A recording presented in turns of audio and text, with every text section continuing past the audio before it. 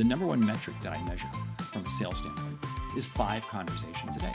I know that if I have 5 conversations a day with people who can either buy from me, refer me, or are buying from me, life's going to be good. That's the one metric. Now, to get to that 5 conversations, I've got to be having X number of emails going out. I got to be on X number of podcasts like yours. I got to be doing videos. I got to be doing stuff. But I know that I can create 5 conversations. This is the other thing about salespeople. Don't get caught up trying to measure everything. Just because it's easy to measure doesn't mean it should be measured. Know what your number one metric is and hone in on it. Mark, what do you think has changed the most in sales over the past 2 or 3 years, and how should salespeople adapt to these changes? You know what's interesting is You are listening to the Best Sellers podcast presented by Doug Dvorak, where the focus is elevating your sales boom. The Best Sellers podcast, your ultimate destination for winning sales strategies. Hi, this is Doug Dvorak, your video navigator and host for the Best Sellers podcast, where we feature thought leaders that are really impacting the lives of organizations, sales professionals, and sales leaders. Our guest today is Mark Hunter, known as the Sales Hunter, and Mark is one of the busiest keynote speakers, consultants, coaches in the U.S. today. Mark, such a high honor and privilege to have you on the Best Sellers podcast. Hey, I'm glad we could fit this in. I'm glad we could make this happen. I'm excited. We're gonna have a great conversation talking about sales. Yeah, sales. fun. You love selling. I love selling. And as I learned early on, sales is the highest paying hard work and the lowest paying easy work. And you've really, as the sales hunter, made it your life's mission and professionally to work with organizations, individuals, really because sales was your life, is your life, and helping others achieve their full potential is your mission. Can you unpack that a little bit for us? Yeah, what it simply means is that sales is not something we do to people. This is what so many people think. Sales is something we do to people. No, sales is what we do for people. I believe that sales is not a job. It's not a profession. Sales is a lifestyle because you get to help people. I didn't always have that belief. No, I did not always have that belief. I got that belief only because I wound up in sales because I couldn't afford a car. I could not afford a car, so I had to find a job that supplied me with a car. That's how I wound up in sales. Got fired from my first 2 sales jobs. It was my 3rd sales job, 3rd Buick, where my boss sat me down and said, hey, you're not connecting with your customers. It just wasn't in my DNA. It just wasn't there. And he said, you got to take the time to listen to the customer. And when you take the time to listen to the customer and put them first, it's amazing what will happen. And you know what? Things worked out pretty well. Yeah. Unbelievable. So you've got 3 books out there: High Profit Prospecting, A Mind for Sales, and High Profit Selling. So one of your lanes or niches is about prospecting with integrity, closing with confidence. Yeah. What are you teaching your students, organizations, and sales leaders specifically as it relates to prospecting with integrity and closing with confidence? Yeah, here's the whole thing. If we prospect with integrity, we attract better customers. We attract better customers. And when you attract better customers, it's much easier to sell because you're also demonstrating real value early on. You're not trying to sell them. You're trying to help them. Now, you help them by selling them. But what you have to do first is you have to develop that authentic relationship. You know, we live in this AI world. Information knowledge is becoming table stakes. So what do we have to do? We have to authentically connect with the customer.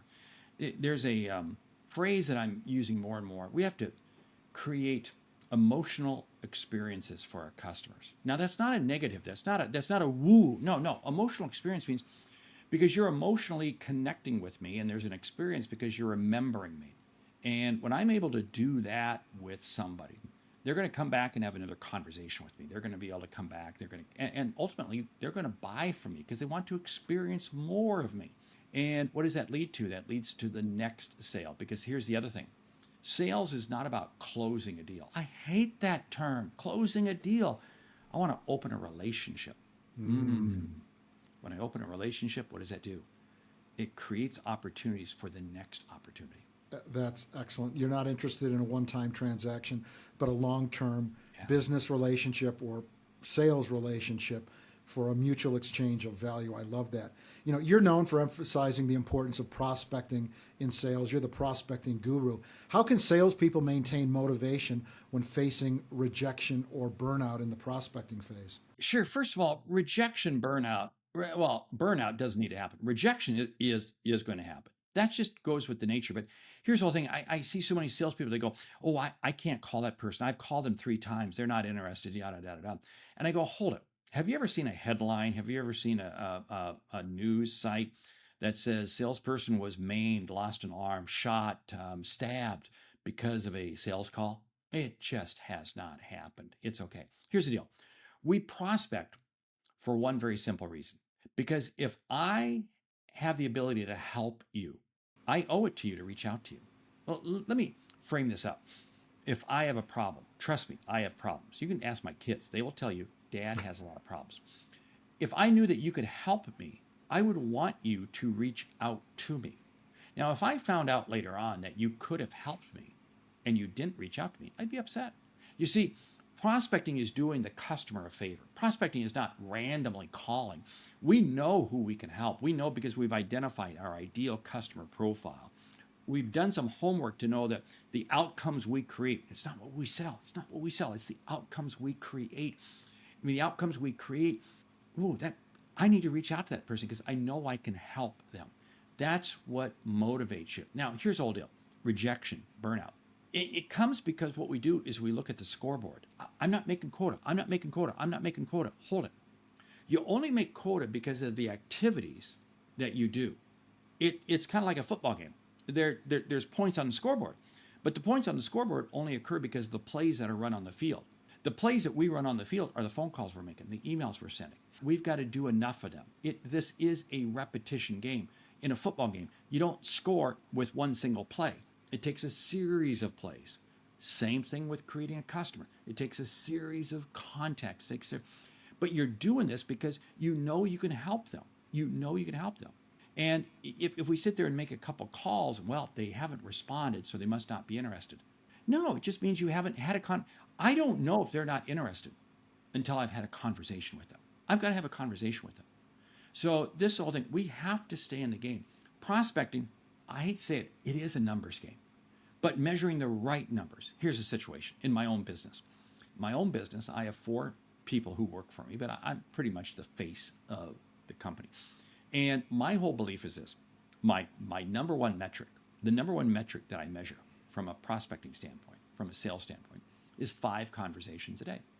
I know that if I have 5 conversations a day with people who can either buy from me, refer me, or are buying from me, life's going to be good. That's the one metric. Now, to get to that 5 conversations, I've got to be having X number of emails going out. I got to be on X number of podcasts like yours. I got to be doing videos. I got to be doing stuff. But I know that I can create 5 conversations. You see, this is the other thing about salespeople. Don't get caught up trying to measure everything. Just because it's easy to measure doesn't mean it should be measured. Mm-hmm. Know what your number one metric is and hone in on that. Hone in on that. That's, for me, 5 conversations a day. I love 5 conversations a day, period. And it happens. And it keeps my calendar full. Good for you. So, Mark, what do you think has changed the most in sales over the past 2 or 3 years? And how should salespeople adapt to these changes? What's interesting is we've seen this thing called AI come on the scene. Just a couple of years ago, nobody had heard of AI, and now it's in the forefront of everything. And people are looking to try to automate and get a bot to do this, get an agent to do that, and even more so than we saw over the last 5 or 6 years. And you know what that's doing? That's the yin. I want to be the yang, yin yang. The yang is authentic relationships. I'm finding the telephone working really better than ever. Yeah. People laugh at me. People laugh at me. Oh, the phone doesn't work. The people who say that are the people who are afraid to pick up the phone and have a conversation. Hey, but I go back to this whole thing. If I know I can help you, I have an obligation to reach out to you. So that's one thing that's changed. Another thing that has changed is mindset. And again, we went through a period of COVID where there were a number of industries that were just on fire, just incredible. In fact, I was just on the phone with a sales manager, and he was sharing with me. He said, "Man, the last 2 years have been tough." He says, "But you know what? We got pretty lucky during COVID because our business was through the roof. You see, what happened was there were some industries that got really kind of lazy. They forgot how to sell. And he made the comment, he said, now my people are really learning how to sell.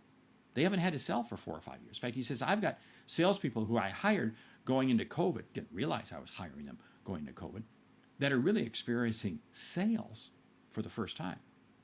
Because they went through a couple years of just playing customer service, taking orders. Sales is about creating incremental opportunities. That's what sales is. Excellent. Mark, in your experience, what is the single most important trait a successful salesperson must have, and how can others develop this trait? Repetition. It's very, very simple. It's what's amazing is the greatest words in sales is found in everybody's bathroom on your bottle of shampoo, where it says rinse and repeat. Rinse and repeat. Stop and think about what that means. The rinse does not mean that you put the same shampoo back in your hair. It's clean shampoo. It's different shampoo, but you repeat the process. This is the same thing with messaging. It's every message is different. Every message, I may be trying to reach out to you, and I want to get you as a customer. I can't send you the same message 10 times. No, every message has to be different. But it's repetition, because the sale is made in the follow-up. Now, to get to repetition, we have to be disciplined. We have to be disciplined with our time. We have to own our time. Too many salespeople, they're busy, but they're not productive because they're not focused on the right activity. But I will argue that, and it's funny, I get to coach a lot of top performing salespeople. I mean, these are people who are just 7 figures salaries, and they're just 7 figures in commissions year in, year out. And they routinely say how their life is really boring. Their life is really boring because every day they're doing the exact same activity. They have the exact same activity. Average salespeople don't do that. Low performers don't. They're like squirrel, shiny object. They're chasing all kinds of things. The top performers stay absolutely focused and disciplined, doing repetitive activities. That yield results. That yield results, right? And because they know that they've identified who is their ideal customer profile. They're just not spitting into the wind. They know who their ideal customer profile is, and they're dialed in. I'll give an example. I recently closed a huge deal. It took me almost a year, to get to the point where I finally knew who to reach. Once I knew who to reach, it took me 46 touches over the course of about 18 months. Add that up, that's about 2.5 years. But it was so significant a deal. And trust me, during those 46 touches, I wasn't hearing anything. It was crickets. But I was staying in the game because I knew I could help them. Ultimately, we did make contact. She did engage with me, and great relationship. And boom, we're off to the races. Stop and think about that. Yeah, got to stay in the game. I love it. Mark, you talk a lot about value-based selling. Can you break down what that really means and how it differs from traditional selling techniques or strategies? Yeah, value-based is not what we think it is. What we think, totally irrelevant. Totally. It's what the customer believes. That's absolutely true. Value-based selling is really being able to put your price aside. Your price is totally irrelevant. It's the outcome that the customer is going to receive. Let me give you a very quick example, and we'll tie this into price. We'll look at a flight. We'll say a flight between New York and LA. The flight between New York and LA, there's an elderly couple on that flight, and they've got some grandkids out in California that they're looking to go see. And they're retired. They really don't care if they fly on Tuesday, Wednesday, Thursday, or Friday. They don't care. They're just looking for the cheapest flight. So they find a cheap flight. We'll say it's $300-400 a person, and they're like, oh, that's value to them. Up in the front of the plane is a person who needs to fly to LA to get a major contract signed, have dinner with a new customer, and get right back immediately to New York for the next deal. And they're paying $3,000-4,000. But that contract that they're signing is worth $20 million. $3,000-4,000 value, because it's on the time that they need, when it's going to go, and boom. You see, value is what the customer believes it to be, perceives it to be, thinks it is, accepts it to be, because of the outcome that they're looking for. Value-based selling starts with understanding the outcome that the customer has. and then backing into it.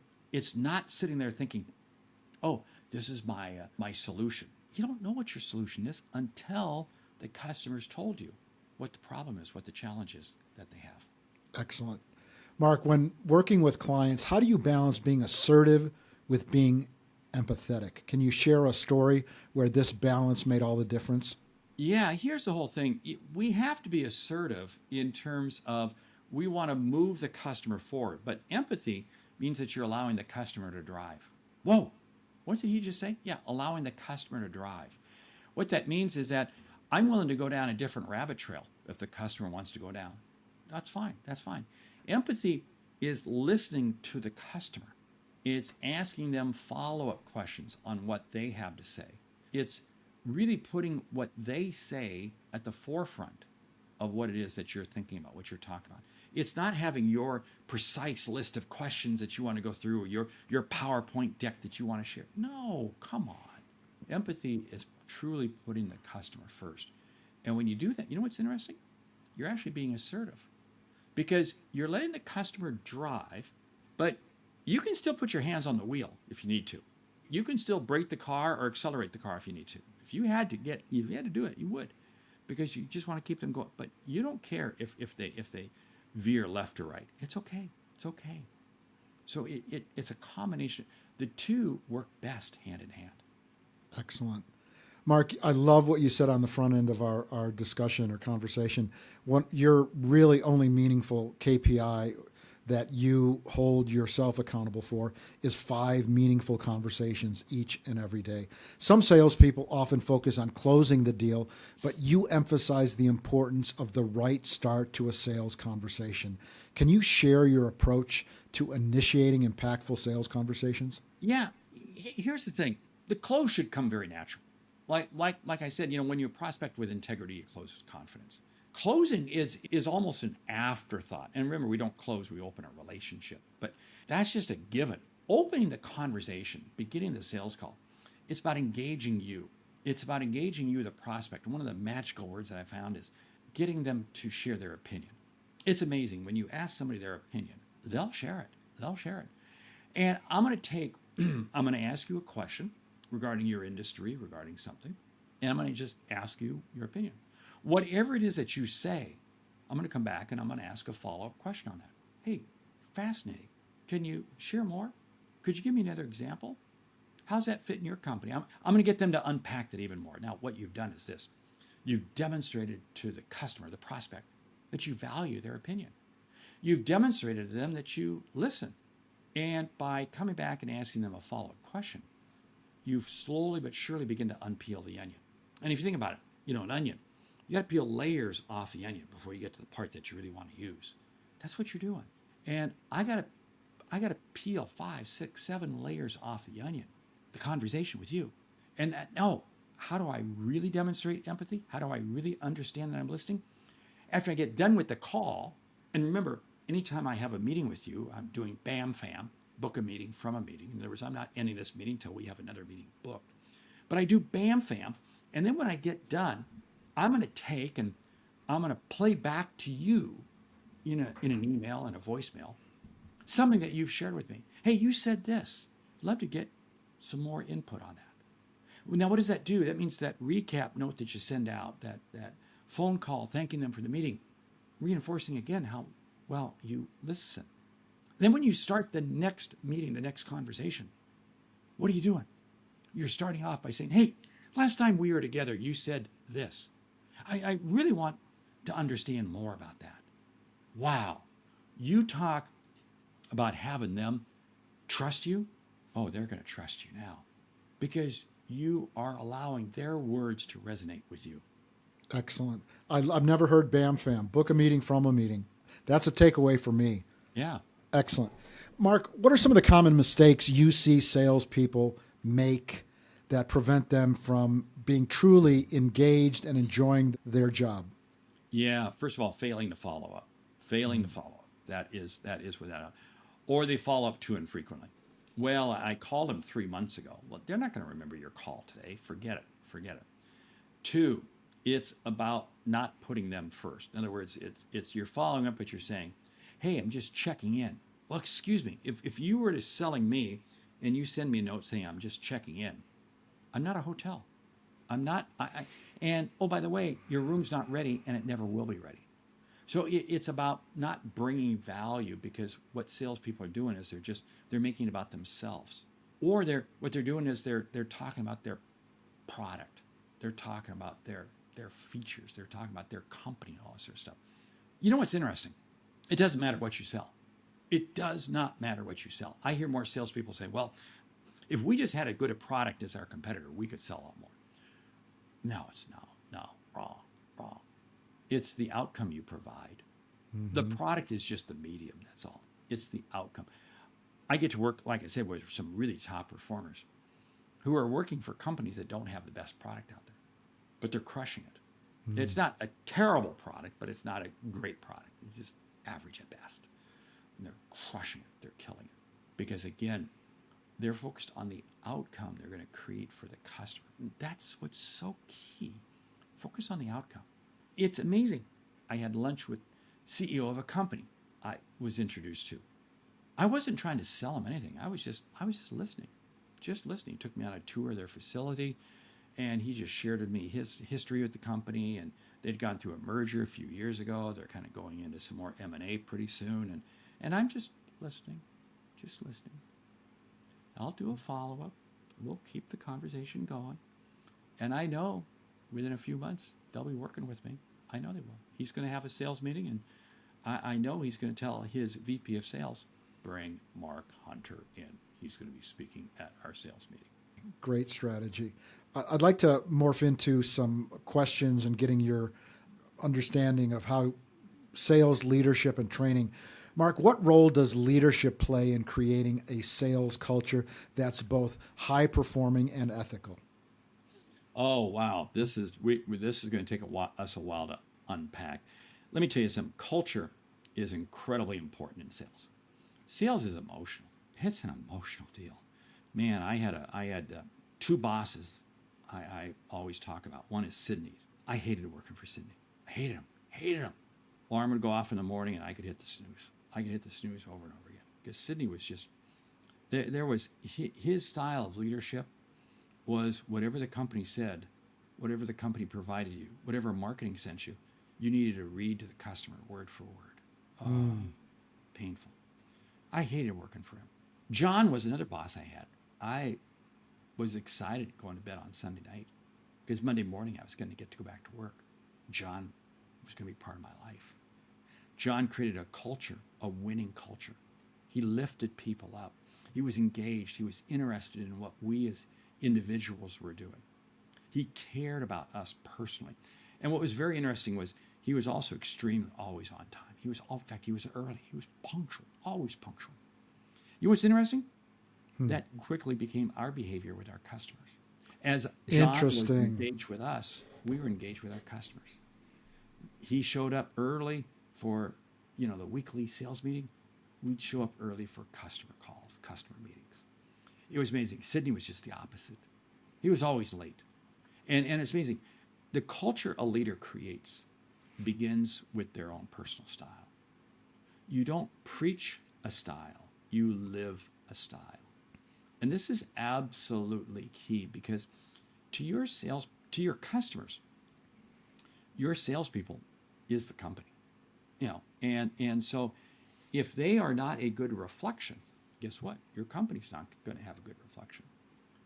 Culture and leadership is extremely critical. In fact, what's interesting is my definition of sales is exactly the same as my definition of leadership. It's helping others see and achieve what they did not think was possible. That's what a great leader does. That's what a great salesperson does. So think about this. Is a great leader a salesperson? Is a great salesperson a leader? They're very much the same. So leaders have to, A, practice what they preach. They can't just preach it. 2, they got to be there in a supportive nature. And one of the ways that a leader can support their people is this. Don't rush in there to help them close the deal. I'll go in there to help you close the deal. Oh, come on. That is that's just stealing the business from the salesperson. I want you as a sales leader to go in and open the door. Because you and your title can get meetings with customers that your salesperson can't. Nothing against your salesperson, it's just that you, because you probably have the title VP or something of that nature, you can get meetings that they can't. You can ask questions that your salesperson could ask, but they'd probably get a different answer. Wow. Think about that. Your job is to go in and open up doors to allow your salespeople to come in and make it happen. I saw that very much in play one time. I was calling on a brand new customer, and my manager's manager was with me. We walked in, and I didn't realize how effective this was going to play out. And Tom was his name. He began asking the customer, who we were trying to sell to, for some questions. And it became very obvious very quickly that I was just a fly on the wall. But that's okay. It's okay. Because Tom and this customer are having this great conversation. And it's interesting, but suddenly I saw Tom actually get up and move his chair around so he could see the customer's computer screen a little better. The customer's cool with that. The customer's cool with that. Hey, see this? This is really cool. And it's amazing the door that was open because of what happened there. That's why I became sold on this whole idea of managers, leaders. That's why I tell companies, senior leaders of companies, the top 2 individuals in any company, say the CEO, you're going to be externally focused, and the COO is going to be internally focused.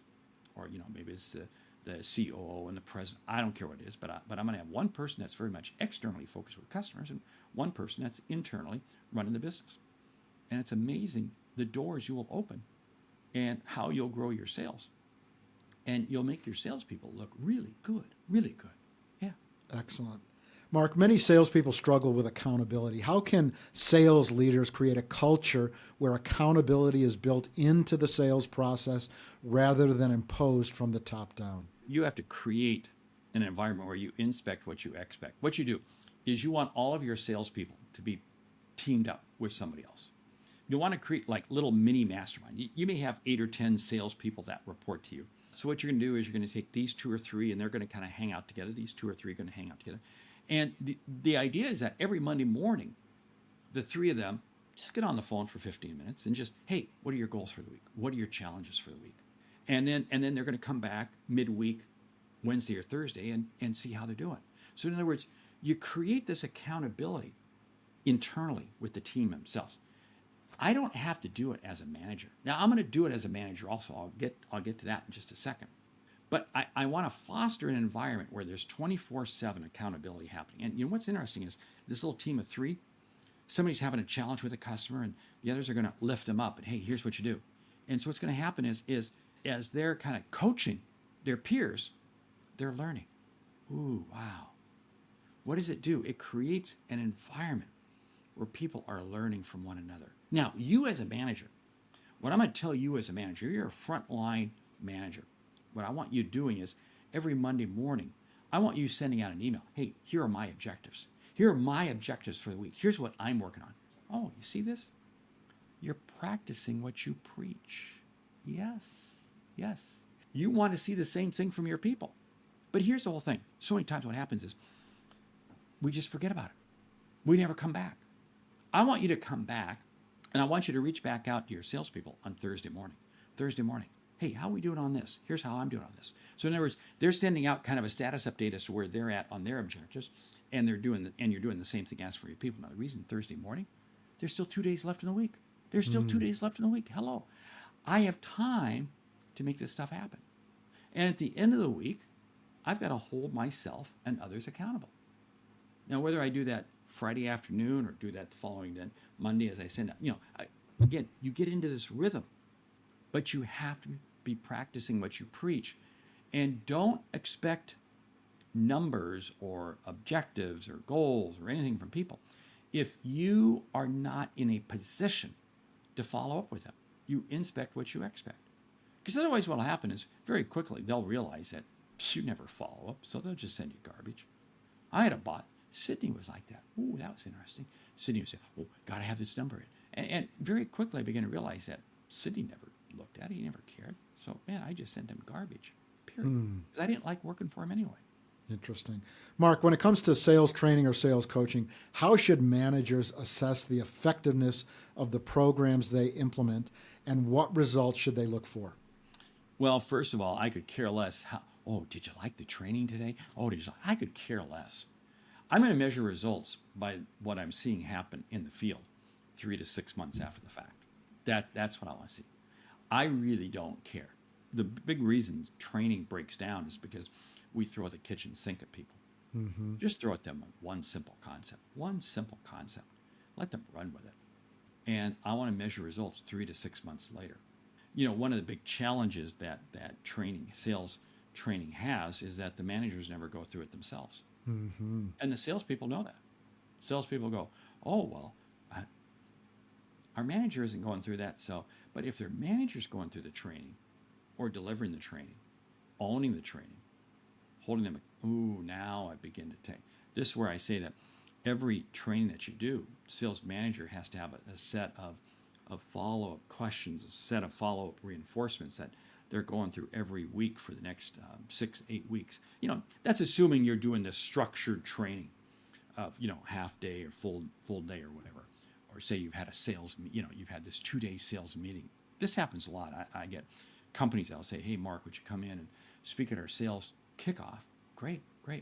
And what I always do, then I always say, hey, I'm going to provide your managers with a couple of checklists and tools that they can use after the fact. And oh, by the way, what we're going to do? I'm going to schedule a follow-up call with all your salespeople. We'll do a Teams call, Zoom call, whatever, for 30 minutes, 2 weeks after I speak to reinforce. Reinforcement is so critical because, again, nobody learns behavior by only hearing it once. Again, it's repetitive. Leaders, you have to understand that it's repetitive, and you've got to be able to reinforce that. And then practice it. You got to practice it and do it yourself. Yeah, role play. Oh, wow, that's creepy. But what's interesting? AI is created. There's so many AI tools out there that allow you. I've got one I offer for my clients that allows them to role play themselves. And because people hate role playing because it's in front of their peers and all that sort of stuff. But if you can role play one-on-one with this bot, oh wow, that becomes pretty effective. Yeah. Excellent. What's the name of that tool? It's part of my Sales Logic mastermind group. It's a proprietary tool. So okay. I don't even know the company that we had built. But the point is, there are some great AI. Oh, there are terrific tools out there. Yes. And they're going to become more and more common, in the weeks and months to come. Mark, you've worked with many sales organizations. What are the top 3 habits or practices you believe every sales team should adopt to perform at their best level? First of all, be very clear on uniformity in terms of what the objectives are. Everybody. These are the clear objectives that as an organization, this is what we're chasing. 2, there is a clear receptivity of people sharing ideas. Everybody's got to share an idea. And the easiest way is somebody had a success last week. Okay, great. Congratulate the success. How did you do it? Unpack that. And 3, every organization has to have a little time each week where you're throwing a problem out on the table. Let's unpack that. Let's solve that. Now, let's unpack this some more because individually, I firmly believe this.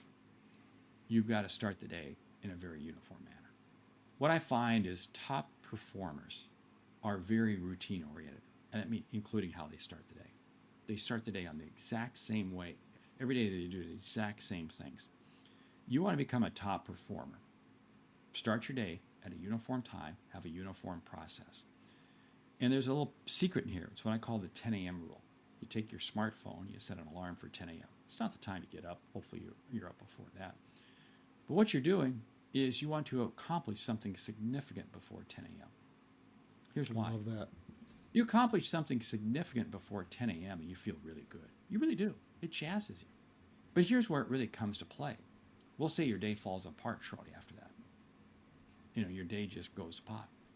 If you haven't accomplished something significant, i.e. your prospecting calls or something like that, you're going to get to the middle of the afternoon, you're going to get to the end of the afternoon, you go, screw it. I don't have time to get the calls. I'll just get to them tomorrow. Tomorrow never comes. Because tomorrow rolls around, you're going to say the same thing. I'll get to them tomorrow. You'll never do it. So if you can accomplish, and this is something that I find, top performers are always accomplishing something significant before 10 a.m. I love that. Third piece. Top performers never settle for what the number is. They never settle for what the number is. They may settle for the number, but they're going to settle for it in a shorter timeline. In other words, here might be the annual number. Here's your annual number you got to hit. Okay. My objective is to hit that 9 months or 10 months. Or maybe it's, here's my number, here's my quarterly number. Nah, my number is going to be that number plus 20%. Something of that nature. You have to push, push, push. And that's what top performers do. Excellent. I love that. 10 a.m. rule. I wrote that down. I'm gonna harvest that, not steal it. I'm gonna harvest Good. it. That's fine. Go for it. Go for it. Hey. I will attribute to you. Mark, what's the best piece of sales advice you ever received, and how did it impact your career? Know that your mindset determines everything. It is your mindset. It's the reason I wrote the book, A Mind for Sales. Your mindset going into a sales call predetermines the results you get coming out. You can't afford to allow yourself to hear negative voices. You can't allow yourself to be inundated with garbage. The top performers are optimists. They're optimists. They can go through dark periods. But they know the sun's still going to come up in the morning. And every day, like for instance, today, I had exactly what I was going to get done on my calendar. And then boom, I got an email that just lit my day up because it was a deal that I was hoping to get that I thought, well, this is going to happen because he's on vacation. It's not going to happen until after the first of the year. Boom. Sent me back an email. Oh, here's what I need. Boom, boom, boom. I want to do this option. I was like, wow, that's great. That's great. Again, top performers are not lucky. So people would say, oh, Mark, that was just lucky you got that deal. No, it isn't. You go through the motions to put yourself into opportunities that they, in turn, seem like luck. But no, it's a manifestation of the work you've done. Love it. 2 last questions, then we go into the quick fire rapid round. Looking ahead, what do you think is the next big trend in sales training and development that salespeople should be preparing for? Gamification is absolutely here. That's really allowing us to be in a 24/7 training mode because it's small, portable, concise on our phone. I'm getting more and more requests from companies. Hey, can you just do that in a 2-minute video? Can you just do that in a 2-minute video? Can you put some fun behind it? Yeah. So that's a real trend. That's a real trend I see happening. Great. Last question before we go into the quick fire round. What advice would you give to someone starting a career in sales today, given the rapidly changing landscape of business and sales technology? Read the book Atomic Habits by James Clear. It's not a sales book, but it's a book about life and atomic habits. It's doing the little things every day. And it's amazing how that book will change your life. So you took my first question from the quick fire round. What's the one book every salesperson should read?